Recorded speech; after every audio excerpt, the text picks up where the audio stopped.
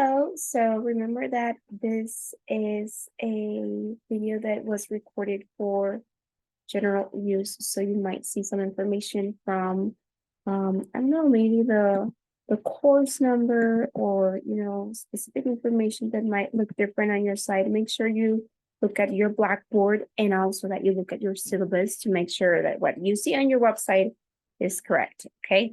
So the first thing that I want to go over is um, once you have access, remember this can look different depending on when you're looking at this video. So something you can do to avoid doing assignments that are not assigned, that are not going to be graded is click on the top right menu and you'll see a calendar icon. Click on there. And then you'll see this list. This is the list of specific things that you need to do. You just click on it and it will take you directly to the tab that you need to do. So let me do something that's more advanced in the course. Let's see. From Unit 2, Gramática 2, Comprobar. So look, it literally took me to this specific tab. You see all these tabs? Well, it took me to the one that I need to do to turn in. So this is just one activity, okay? So every time you open this calendar, I recommend you to check this box that says show only unsubmitted. Because that way, any activity that you forgot to do, if you click on this, show only unsubmitted, it will show you what you still have pending.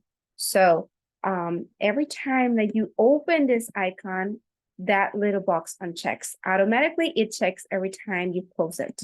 So every time you open it, you have to check it. You see that it unchecks all the time. So you need to check it every time you open it. Okay, that's the first thing. The second thing that I'm going to go over is your exams or tests. You have 3 in total, and each of them is 20% of your final grade. If you already went over your syllabus, which you should have already, and these 3 tests are called proyectos. So on this website, Lingro or Contraseña, you will be doing these tests called proyectos, projects, for units 2, unit 4, and unit 6. Okay, you only have 3, 2, unit 2, unit 4, and unit 6. So let me go over unit 2 really quick to show you. Proyectos are towards the end of the unit.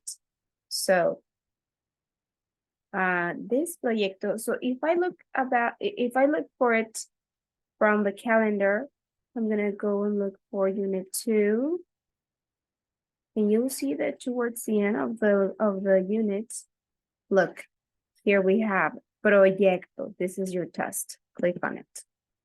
It will take me to the same place. Okay, so proyecto, this is your test. Something that you need to look at is be very careful with following instructions. Follow every single thing that you see on there.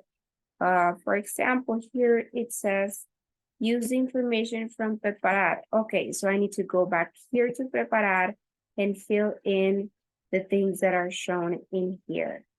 Okay, so here's what you need to do. Preparar. Okay, and then you're gonna create a 2-minute video interview. It cannot be 1 minute. It cannot be 5 minutes. It should be 2 minutes. So if you turn in a 1-minute video, then probably you might have half of your grade. So please turn in a 2-minute video interview. It can be in person or virtual, where you spontaneously ask questions to a Spanish speaker in Spanish. So, hey, make sure that you find a native speaker that does speak very well Spanish, okay? Make sure the interview's answers are not scripted. That's why you're picking a Spanish speaker, a native Spanish speaker. And remember to request for clarification. Well, you might understand this when you take this unit, something from the unit, and you can ask the person to slow down when necessary. So you need to add these things to your interview. So you need to have a greeting. That's something you learn on the lesson. And that's part of your vocabulary words. At least 3 basic questions about the person and his or her identity. At least 3 questions related to academics, studying, and or courses. And a farewell. All these have vocabulary from that lesson. So let's say that you're gonna make the interview to, I don't know, like someone very old that obviously is not studying anymore. Well, you have to do the interview in the tense that we have been learning at that time, which would be present tense, okay? Please don't use a tense that we haven't learned. Don't use past tense. So whoever you interview, you can tell them to pretend that they are studying and that they're taking a major and that they are taking certain classes. Like they should pretend so they can answer using, the topic or the vocabulary. So, and you can use present tense as well. So they should kind of pretend to help you, okay? So this is the basic instructions, but this is not the only thing you need to look at to do a test.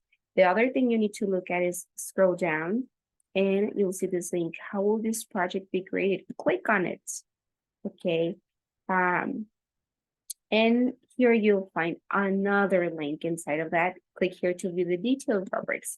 If I click on it, it will open these very detailed rubrics that you need to look at to make sure that you get a really good grade. And here you'll find, well, you get this many points for doing this good or this bad. Okay, so for example, let me put an example. Okay, this is for the grammar part. Okay, said and estar, these are verbs that are used appropriately. Okay, so that means that you conjugated them correctly and you use them correctly. Okay, in present tense, you're not using them in another tense that we haven't been seeing yet.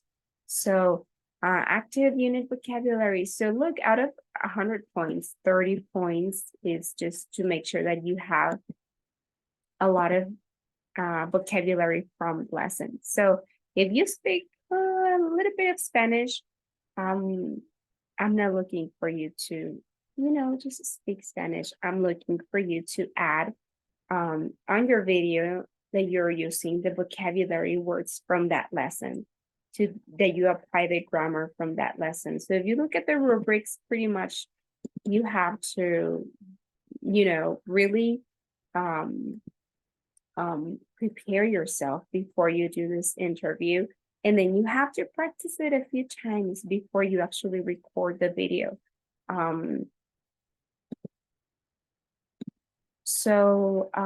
Here is one example on the points that I can give you based on the rubrics, okay? And for example, if in the instructions says to take a 2-minute video interview, then that means even though you have the options to upload a text or an audio, if the instructions say upload a video, then you should upload a video, not a PowerPoint, because those things is not following instructions. So I will require you to post it the way it is written in instructions, and you might get points off as well. So just avoid for me asking you to redo it or to take a lot of points off. So just follow the instructions on the rubrics and the instructions, okay? We don't have like a final exam. In reality, you only have to do those 3 proyectos where you have to do videos pretty much. And I think that's the most important thing that I had to go over with you. But if you have any other questions, please let me know.